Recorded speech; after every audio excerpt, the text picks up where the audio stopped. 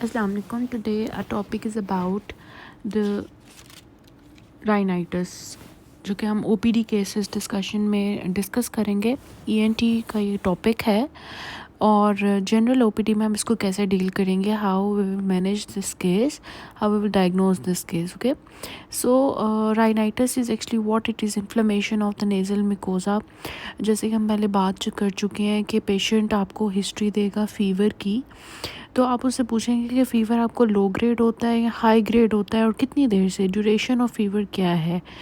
तो हम इस बात को डिस्कस कर चुके हैं कि अगर पेशेंट जो है वो बताता है आपको कि फ़ीवर है मुझे और वो लो ग्रेड है, ठीक है, और एक्यूट है, मतलब कुछ दिन ही हुए हैं, मतलब अभी वो रिसेंटली हुआ है, कोई क्रॉनिक फ़ीवर नहीं है, तो फिर आप सोचोगे कि लो ग्रेड फ़ीवर है और अभी हुआ है, थोड़े दिन हुए हैं, 1-2 दिन, तो you will think of the acute causes, ठीक है. और अगर साथ में आप पूछोगे पेशेंट को कि नज़ला ज़ुकाम वगैरह तो नहीं है, तो अगर वो कहते हैं ना कि runny nose associated with fever, तो you will think of rhinitis.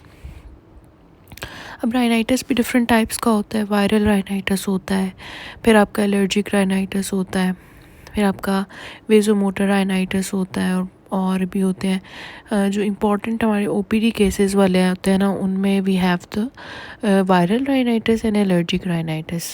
इस जो लेक्चर है उसमें हम वायरल राइनाइटिस की बात करेंगे कि वायरस की वजह से राइनाइटिस हो गया.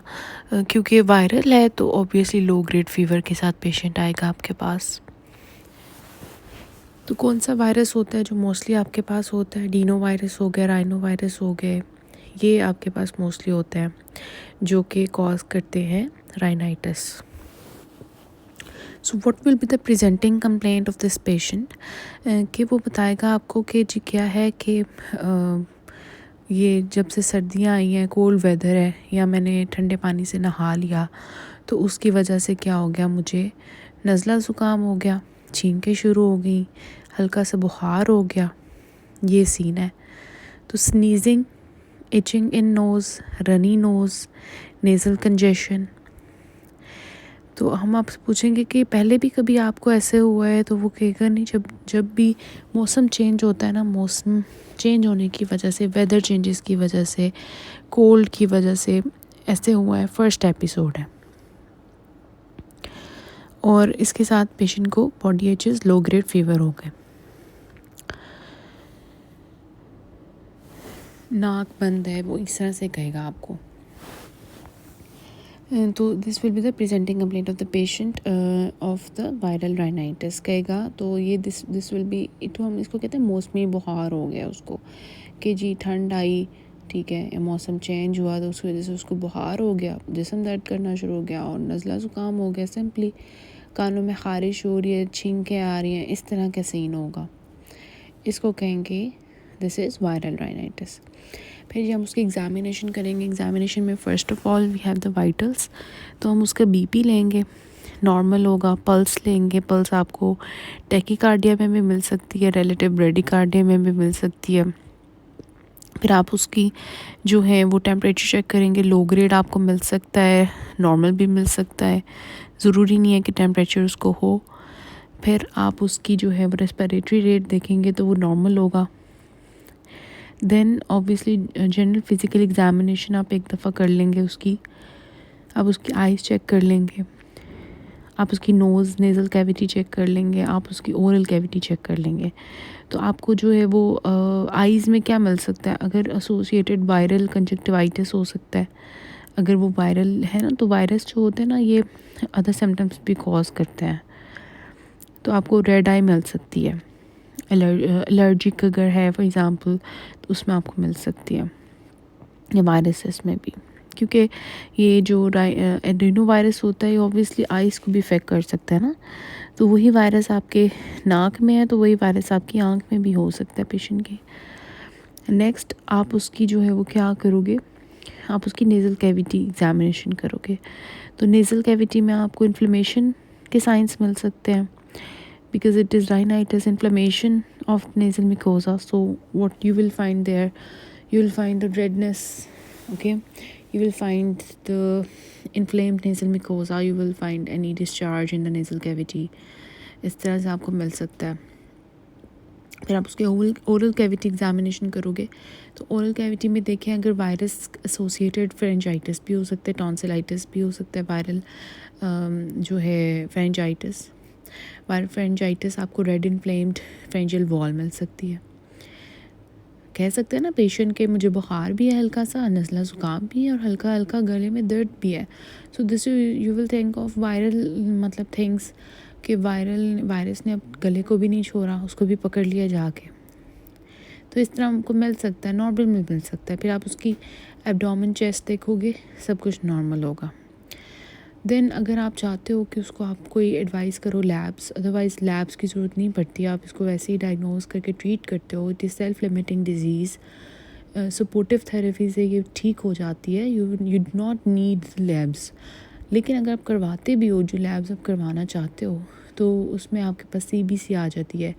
एंड यू नो दैट कि जो वायरल इलनेसेस होती हैं उसमें क्या होता है, लिम्फोसाइट्स रेज्ड होते हैं. लिम्फोसाइट्स आपको रेज्ड मिल सकते हैं, WBCs आपको नॉर्मल भी मिल सकते हैं, रेज्ड भी मिल सकते हैं. लिम्फोसाइट्स नॉर्मली जो है वो 40% तक होते हैं. अगर उससे ज़्यादा होंगे तो you will think of viral. Okay. और दूसरी चीज़ क्या है, CBC के अलावा PCR करते हैं नेज़ल सेक्रीशंस को. Obviously that is time taking, that is much expensive. तो वो जस्ट आप जो है वो नहीं करवाते होते, जस्ट ऐसे ही आप ट्रीट करते हो. DD क्या है आपका, राइनाइटिस, वायरल राइनाइटिस का एलर्जिक राइनाइटिस, जो हम चला नेक्स्ट जो एक OPD केस होगा उसमें हम डिस्कस करेंगे. एलर्जिक राइनाइटिस की थोड़ी सी बात करते हैं कि उसमें ना आपको रिकरेंट एपिसोड्स मिलेंगे. पेशेंट बताएगा कि जी मैं जब उस कमरे में जाता हूँ जिसमें कारपेट पड़ा हुआ है, तो तब उस कारपेट से डस्ट जो है वो उसकी वजह से मुझे छींकें शुरू हो जाती हैं, एलर्जी है मुझे. पेट से एलर्जी हो सकती है, डस्ट से एलर्जी हो सकती है, किसी भी चीज़ से, किसी चीज़ से एलर्जी होगी तो उसको स्नीजिंग शुरू हो जाएगी. That is actually the allergic rhinitis. Now अब हमने पेशेंट को डायग्नोज कर लिया, this is a case of viral rhinitis. Now will manage the case. तो मैनेजमेंट में देखें, जो मैं सबसे इम्पॉर्टेंट चीज़ बताऊंगी वो है यहाँ पे decongestion and the inflammation reducing things. इसमें जो आपके पास एक बहुत अच्छी टैबलेट आती है एरेनेक फॉर्ट के नाम से, वो आप देते होते हो, because it is a combination of NSAID as well as the decongestion. Arinac forte में क्या होता है, you have the Brufen, okay, you have ibuprofen plus you have the pseudoephedrine. Ibuprofen is an NSAID and pseudoephedrine is a nasal decongestion. So इसमें दोनों चीज़ें होती हैं, तो आप पेशेंट को ये प्रिस्क्राइब कर देते हो. बिकॉज वहाँ पे इन्फ्लेमेशन हुई हुई है ना, राइनाइटिस में inflammation of the nasal cavity, so you need NSAIDs. NSAIDs में आपके पास डिफरेंट ऑप्शंस होते हैं. You have the option Panadol 1 gram TDS, Brufen 200 to 400 milligrams TDS, डेक्सीब्रूफिन जिस टर्सिका के नाम से आता है वो आपके पास है. नेक्स्ट आपके पास डाइक्लो वॉरेन है 50 mg BD. You have Pytex 20 mg BD. You have naproxen 500 mg BD, Nims 100 mg BD. So ये आपके पास डिफरेंट ऑप्शंस, आप कोई भी दे सकते हो. लेकिन मैं आपको बता रही हूँ कि preferably you give Arinac forte which is decongestion. It is having the ibuprofen and pseudoephedrine and 400 by 60 mg. Okay, so you prescribe this Arenac for 3 days. It is preferred in the allergy. Actually नाक बंद है ना patient का, तो नाक को खोलने के लिए डीकंजेशंस चाहिए, तो आप ये देते हो. सूडोएफेड्रीन आप जो है वो अलग भी दे सकते हो, बट मैंने आपको बताया कि NSAID की भी ज़रूरत है, इस वजह से आप दोनों मिला के दोगे. Next third thing here is कि अगर पेशेंट को क्या है कि पेशेंट इम्यूनो कॉम्प्रोमाइज्ड है, तो आपको उसमें जो है वो खतरा है कि पेशेंट को आप जो है वो सुपरएटेड बैक्टीरियल इन्फेक्शन भी हो सकता है. सो उस केस में फिर आप क्या करते हो कि पेशेंट को जो है फॉर एग्ज़ाम्पल आपके पास पेशेंट COPD के हैं, अस्थमा के हैं, र्यूमेटॉइड आर्थराइटिस का पेशेंट है, डायबिटीज़ का, CKD का, CLD का पेशेंट है, या कोई ऐसी इम्यूनोसप्रेसिव थेरेपी कोई पेशेंट ले रहा है, या उसको कैंसर है उसके लिए वो इम्यूनोथेरेपीज़ ले रहा है, तो ऑब्वियसली इम्यूनो कॉम्प्रोमाइज्ड है, उसको वायरल के ऊपर सुपर बैक्टीरियल भी हो सकता है। तो उस केस में फिर आप उसको एंटीबायोटिक्स देते हो। एंटीबायोटिक्स अब हमें कैसे पता चलेगा कि वायरल राइनाइटिस में अब सुपरेटेड बैक्टीरियल इन्फेक्शन हो गया, पेशेंट को हाई ग्रेड फीवर होना शुरू हो जाएगा, उसका जो नाक पहले मतलब बंद हुआ था अब वो बहुत ज़्यादा डिस्चार्ज होना शुरू हो जाएगा, ग्रीनिश येलोइश कलर का। सो यू विल थिंक कि अब जो वो वायरस है उसके ऊपर बैक्टीरिया आ गए हैं। तो कौन सी एंटीबायोटिक्स आपके पास हैं? क्योंकि वायरल इलनेस है ना, वायरल इलनेस में हमेशा एजिथ्रोमाइसिन को प्रेफर किया करें, लेकिन ऑब्वियसली एजिथ्रोमाइसिन एक बहुत महंगी चीज़ है। लीवोफ्लॉक्सासिन फिर भी सस्ती है, तो आप गरीब अगर आपके पास कोई आ गया तो फर्स्ट लाइन लीवोफ्लॉक्सासिन रख लो। अगर आपके पास कोई वेल बंदा आ गया थोड़ा सा अफोर्डेबल है तो आप उसको एजिथ्रोमाइसिन ड्रग ऑफ चॉइस रखो, लेकिन overall azithromycin is drug of choice है। लीवोफ्लॉक्सासिन एल्साइन के ब्रांड से भी आता है, लीफ्लॉक्स के नाम से भी आता है, 250 mg इसकी BD डोज होती है, तो ये आपके पास है। दूसरा जो आपके पास ड्रग ऑफ चॉइस है मैं अगेन बताऊंगी, दैट इज़ एजिथ्रोमाइसिन। इसके ब्रांड्स होते हैं एजेटमा, ज़ाइटो, जोमिक। 500 mg पहले दिन आपने 500 mg देनी है एक टाइम, फिर अगले 2 दिन सेकेंड एंड थर्ड डे पे आपने 250 mg OD देनी है। और ये जो एजिथ्रोमाइसिन है ये आपने 2-4 डेज़ मतलब नहीं बल्कि 3 दिन मैंने आपको जैसे बताया इसको उस तरह से देना है। So we have cover till के एडेनिक फॉर्ट आपका मेन है, और आपने अगर आपको लग रहा है इम्यूनो कॉम्प्रोमाइज है फिर आपने एंटीबायोटिक देनी है, डेट इज़ एजिथ्रोमाइसिन। मैंने आपको बताया किस तरह से देनी है, अदरवाइज़ नहीं देनी। अगर आपको लग रहा है इम्यूनो कॉम्प्रोमाइज में ज़रूरत है फिर दो, अदरवाइज़ नहीं। तीसरी चीज़ आ जाती है सप्लीमेंट्स। ये वायरल इलनेस है, वी वांट के इम्यूनिटी बूस्टिंग थिंग्स पेशेंट को दी जाएं, तो उसके लिए we have the multivitamins to boost the immunity. Calcium CAC 1000+ के नाम से आती है। विटामिन D का इंजेक्शन आता है, injection vitamin DS3 20,000 international units, एक टीका एक गिलास दूध में हर हफ्ते 4 हफ्ते के लिए। तो ये सप्लीमेंट्स दे दिए पेशेंट को। काउंसलिंग कर दी पेशेंट की।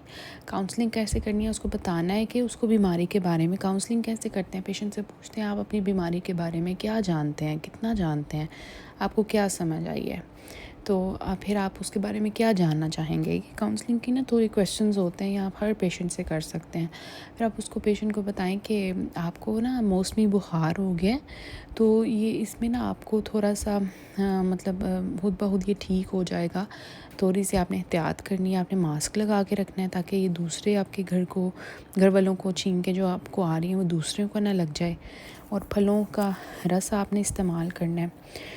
चाय जो शानदार यखनी, उबले हुए अंडे खाएं, फ़िश खाएं ताकि आपकी इम्यूनिटी बूस्ट हो। पानी ज़्यादा से ज़्यादा पिएं। तो ये चीज़ें आती हैं। हाइड्रेशन स्टेटस भी इनसे बेहतर होता है। अब हमारे पास जी एक आ जाता है प्रेगनेंसी में। अगर पेशेंट है प्रेगनेंसी के अंदर आप कैसे वायरल राइनाइटिस को ट्रीट करेंगे। तो इसमें प्रेगनेंसी में ना आपने, क्योंकि it is an immuno compromise state, तो आप उसमें एजिथ्रोमाइसिन तो दोगे, एंटीबायोटिक का कवर दोगे। उसी तरह 500 mg पहले एक दिन एक दफ़ा, और 250 mg जो है आपने नेक्स्ट 2 दिन देनी है। पैनाडोल आप 1 ग्राम TDS में दे सकते हो प्रेगनेंसी में। कैल्शियम आप CAC 1000+ 3 दिन के लिए, या कैल्शियम D दे सकते हो सुबह शाम। और विटामिन D जो है वो आप 400 इंटरनेशनल यूनिट्स का प्रेगनेंसी में दोगे। अगर एक बच्चा आपके पास आ गया छोटा सा, तो उस केस में आप क्या करोगे, वायरल राइनाइटिस को कैसे ट्रीट करोगे। उसमें आप ना अगर पेशेंट को उसी तरह बुखार ज़्यादा तेज़ हो गया है, ठीक है, या पेशेंट जो है वो फिर आप एंटीबायोटिक दोगे। अदरवाइज़ वही है सिरप एरेनेक फोर्ट के नाम से आता है, 100 mg 5 ml पर 5 ml का। तो अगर तो 6 महीने से छोटा बच्चा ना, सिरप एरेनेक फोर्ट आप उसको नहीं दोगे, क्योंकि जो छोटे बच्चे होते हैं ना उनमें ब्रूफिन नहीं दे सकते आप। छोटे बच्चे हैं तो उसमें आप ये वाला सिरप देते हो टेम्पैरामीन, ये 100 mg पर 5 ml में आता है। तो अगर फॉर एग्ज़ाम्पल इसकी जो डोज़ है ना वो 10 mg पर kg पर डोज़ होती है TDS में। अगर 10 kg का बच्चा है तो उसको आप जो है वो 10 × 10 कितना हो गया 10 mg/kg का 100 mg। तो 100 mg/5 ml है तो 1 टीस्पून दे दो 10 किलो के बच्चे को। 15 kg का तो 1.5 टीस्पून दे दो, और 20 kg का तो 2 टीस्पून दे दो TDS में। ठीक है, अगर 6 महीने से ज़्यादा बड़ा बच्चा है तो उसको आप सिरप एरेनेक फोड़ दोगे, वो भी 100 mg/5 ml, सेम डोज होती है 10 mg/kg पर डोज। ठीक है, और एक मल्टीविटामिन का सिरप आता है, सिरप वाइटालाइन के नाम से। अगर 5 साल से छोटा बच्चा है तो उसको आप ½ टीस्पून दोगे BD में, या फिर 1 टीस्पून आप OD में दे दो। अगर 5 साल से बड़ा बच्चा है तो उसको 1 टीस्पून BD में दे दो, और जो है ½ टीस्पून जो है 2 टीस्पून जो है वो OD में दे दो। ये दोनों आपके पास ऑप्शंस हैं। तो इस तरह से आप उसको ट्रीट करोगे। अगर एंटीबायोटिक की ज़रूरत है तो दो, वरना नहीं। उसमें सिरप एर्जेटमा के नाम से आता है, वो आपने देना होता है। जिथ्रोमाइसिन 10 mg/kg उसकी डोज़ होती है OD में। केस डिस्कस कर लेते हैं। एक पेशेंट आपके पास है 20 ईयर्स ओल्ड फीमेल। मैं आपको बताती हूँ उसके वाइटल्स हमने किए तो अच्छा, उससे हमने पूछा कि क्या हुआ है ना, तो उसने बताया कि क्या मसला हुआ है। तो उसने बताया कि जी मुझे ना मेरा नाक बंद है, हिस्ट्री ऑफ रनी नोज़ है, कंजेशन है, और बहुत ख़ारिश होती है, इचिंग 1 दिन से ना। तो उससे पहले मुझे कोई ऐसा मसला नहीं हुआ, ये पहली दफ़ा ऐसे हुआ है जब से सर्दियाँ आई हैं या इस तरह से ना। तो हमने उसको क्या किया कि हमने ना उसके वाइटल्स ले लिए, तो वो हमें BP ठीक मिला, पल्स ठीक मिली, और उसका रेस्पिरेटरी रेट ठीक था, SpO2 उसकी ठीक थी, और उसको कोई कोमॉर्ब्स नहीं है, डायबिटीज़ वगैरह, कोई इम्यूनो कॉम्प्रोमाइज़ स्टेट नहीं है। और हमने उसकी जो है वो टेम्परेचर लिया तो वो 100 डिग्री फ़ारेनहाइट मिला, मतलब लो ग्रेड फ़ीवर हमें मिल गया। तो low grade fever with runny nose, ये क्या है, वायरल राइनाइटिस। तो फिर पेशेंट के जो है हमने ओवरऑल सारी एग्जामिनेशन कर ली, तो हमने नेज़ल कैविटी में हमें जो है रेड म्यूकोसा मिला, इन्फ्लेमेशन मिली। फिर हम उसको कैसे प्रिस्क्राइब करेंगे, प्रिस्क्रिप्शन बता देती हूँ मैं उसकी, जो हमने उसको दिया। हमने उसको टैब एरेनक 400/60 mg की, सुबह दोपहर शाम 5 दिन के लिए। फिर उसको साथ में ना हमने उसको कोई एंटीबायोटिक नहीं दी, कोई ज़रूरत नहीं एंटीबायोटिक की यहाँ पे, क्योंकि जी उसको वो कोई इम्यूनो कॉम्प्रोमाइज़ स्टेट नहीं है उसकी। एक मल्टीविटामिन कैल्शियम दे दिया, CAC 1000+, 5 दिन के लिए 1 गिलास पानी में मिला के पिए। साथ में जी हमने उसको बता दिया कि मास्क लगा के रखना है, ठंडी कट्टी तेल की चली चीज़ों से परहेज़ करना है, पानी ज़्यादा से ज़्यादा पीना है, चाय जुशानदा, यखनी, उबला हुआ अंडा, मछली, फलों सब्जियों का इस्तेमाल ज़्यादा करना है। फिर एक दूसरा बंदा हमारे पास आया है, उसका जी क्या सीन था कि वो भी उसको कहते हैं मुझे ना नज़ला ज़ुकाम लगा हुआ है 3 दिन से, जिससे में बड़ी तकलीफ़ है और बुखार भी है। अच्छा, हमने उसके वाइटल्स लिए तो सारा कुछ ठीक था, लेकिन उसको बुखार था 102, लेकिन उसका पल्स जो थी ना, और पल्स भी उसकी हाई हुई थी, टैकीकार्डिया में था।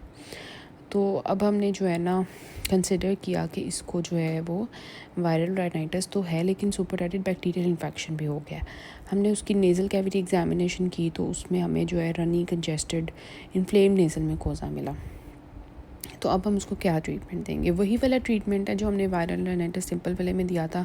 टैब एरेनेक 400/60 mg सुबह दोपहर शाम, टैब कैल्शियम 1000+, 1 रोज़ाना 1 गिलास पानी में, और साथ में उसको हमने ना इसमें जो ऐड करना है वो एंटीबायोटिक है। टैबलेट एजेटमा 500 mg की पहले दिन, और अगले 2 दिन 250 mg, मतलब आधी गोली जो है 2 दिन के लिए, अगले 2 दिन के लिए। फिर उसको साथ में वही बताया कि ठंड लग गई है आपको, मौसमी बुखार है, मास्क लगा के रखें, चाय जुशानदा, यखनी, उबला हुआ अंडा इस्तेमाल करें, पानी ज़्यादा से ज़्यादा पिए। इस बच्चे को ना हमने बंदे को हमने ये भी कंसिडर करना है कि इसकी हाई ग्रेड फ़ीवर के साथ आया, तो कोशिश करें कि उसको उधर ही ना पैराडोल की 2 गोलियां खिला के ना स्टार्ट में, तो उसका फ़ीवर जो है ना वो उतार दें, ताकि वो थोड़ा खुश हो जाए कि डॉक्टर साहब ने मुझे बहुत अच्छा ट्रीट किया। फिर एक पेशेंट है आपके पास राइनाइटिस का, तो उसको ना उसको भी ये सब कुछ था, हाई लो ग्रेड फ़ीवर था, मैं ज़्यादा इसको डिटेल में नहीं बताऊंगी। History of fever runny nose 1 day, लेकिन ना उसको साथ में खांसी भी थी। मतलब अब ना उसको खांसी भी आ गई है ना, तो हम सोचेंगे उसका थोड़ा गला भी ख़राब है, तो खांसी के लिए ना आप फिर उसको ऐसा करो कि उसको ना खांसी के लिए भी एक लिख दो। लेकिन ये जो बच्चा था ना, ये 5 साल का था, तो 5 साल के बच्चे को आपने फिर कैसे ट्रीट करना है वो हम देख लेते हैं। कि 5 साल के बच्चे को आपने सीरप एरेनेक फॉर्ट दिया, जिसकी डोज़ है 100 mg पर 5 ml। तो ये 5 साल का बच्चा है ना, तो 5 साल का बच्चा जो है ना ऑलमोस्ट 15 kg का होता है। तो आप उसको 1.5 चम्मच सुबह, 1.5 चम्मच दोपहर, 1.5 चम्मच शाम को सीरप एरेनेक दोगे, ठीक है। क्योंकि 15 kg का, तो 15 × 10 जो आप करोगे ना, तो उससे आपकी डोज़ आ जाएगी, तो वो आपने 1.5 चम्मच बनती है। साथ में ना आप उसको क्योंकि ना इसको थोड़ा बच्चा है ना छोटा, तो आप उसकी लाइक सिरप गेंथ्रो भी ऐड कर दो, जो कि आपके पास एजिथ्रोमाइसिन है, उसमें आप ऐसा करो कि उसको ना 1.5 चम्मच जो है ना दिन में एक दफ़ा 5 दिन के लिए दे दो। 100 mg पर 5 ml इसकी डोज़ होती है। और साथ में उसको खांसी थी बच्चे को, तो सिरप हाइलेक्सिया ऐड कर लो, जो IV लीफ का होता है, सुबह शाम 1-1 चम्मच। माँ को समझा दो कि गर्म कपड़े पहना के रखो बच्चे को, शहद और उबला हुआ अंडा इस्तेमाल करवाओ। फिर एक आपके पास जो है 14 साल का बच्चा है, 10 kg का, तो फिर उसको आप कैसे ट्रीट करोगे? अच्छा, इस वाले बच्चे को ना हाई ग्रेड फीवर भी था, तो इसमें फिर हम ना उसको सिरप जेंथ्रो उसी तरह ऐड करेंगे। ये 10 किलो का है ना, पिछला वाला जो हमने केस डिस्कस किया था वो 15 kg का था, ठीक है। ये 14 मंथ्स का बच्चा है, तो ये ना ऑलमोस्ट 10 kg का है, ठीक है। तो इसको ना हमने 1 चाय का चम्मच देना है। वो 15 kg का, तो उसको 1.5 चम्मच दिया, इसको ये 10 kg का, इसको 1 चाय का चम्मच जेंथ्रो का जो है ना आपने देना है रोज़ाना 1। और सिरप टेम्पेरामीन इसको देना है, क्योंकि मैंने आपको बताया तो कि छोटे बच्चे हैं ना, उनको प्रेफर करो कि आप जो है ना सिरप एरेनेक ना दो, सिरप टेम्पेरामीन दो 100 mg पर 5 ml, जिसमें आपके पर पैरासीटामोल, क्लोरपेनिफेनिरामीन होती है। सुबह दोपहर शाम 3 जो है ना वो आपने देने हैं, ठीक है। गर्म कपड़े पहनाएं बच्चे को, सफाई का ख्याल रखें, उबला हुआ अंडा और शहद का इस्तेमाल करें, माँ का दूध पिलाएं, क्योंकि अब ये काफ़ी छोटा बच्चा है, ठीक है। फिर एक पेशेंट है आपके पास, अब वो ना प्रेग्नेंट है, तो उसको वायरल राइनाइटिस है, history of fever with sneezing and water discharge, first episode, no any other problem, ठीक है। तो उसको जो है पल्स उसकी जो है वो 116 है, BP उसका नॉर्मल है, और टेम्परेचर उसका 100 डिग्री फ़ारेनहाइट है। तो इस पेशेंट को आप क्या करोगे? प्रेग्नेंट फीमेल है, टैब इज़िट में दे दो 500 mg पहले दिन और 250 mg अगले 2 दिन। टैब पैनाडोल दे दो 500 mg सुबह दोपहर शाम। टैब कैल्शियम दे दो CAC 1000+ पानी में मिला के जो पीनी होती है रोज़ाना 1। फलों का सब्जियों का इस्तेमाल करो, जो शानदेर चाय का इस्तेमाल करो। ये प्रेग्नेंट फ़ीमेल का ट्रीटमेंट था। तो ये मतलब थोड़े से मैंने आपको केसेस बताए हैं, कुछ छोटे बच्चों के, कुछ प्रेग्नेंट फ़ीमेल का, कुछ नॉर्मल वायरल राइनाइटिस का, कुछ लोग जो कि सुपर बैक्टीरियल इन्फेक्शन के साथ हैं। कुछ केसेस आपके साथ डिस्कस किए हैं। होप आपको समझ आई होगी वायरल राइनाइटिस की, कि किस तरह से हमने पेशेंट को अप्रोच करना है, उसकी डायग्नोसिस करनी है कि वायरल राइनाइटिस है, उसको मैनेज कैसे करना है। आपने क्या चीज़ें याद रखनी है, पर्ल पॉइंट्स क्या हैं, एरेनेक फॉर्ट याद रखो, मल्टीविटामिन्स, कैल्शियम, विटामिन याद रखो, और तीसरी चीज़ जो है ना वो कब हमने एंटीबायोटिक देनी है, और काउंसलिंग कैसे करनी है पेशेंट की। This is all about this case.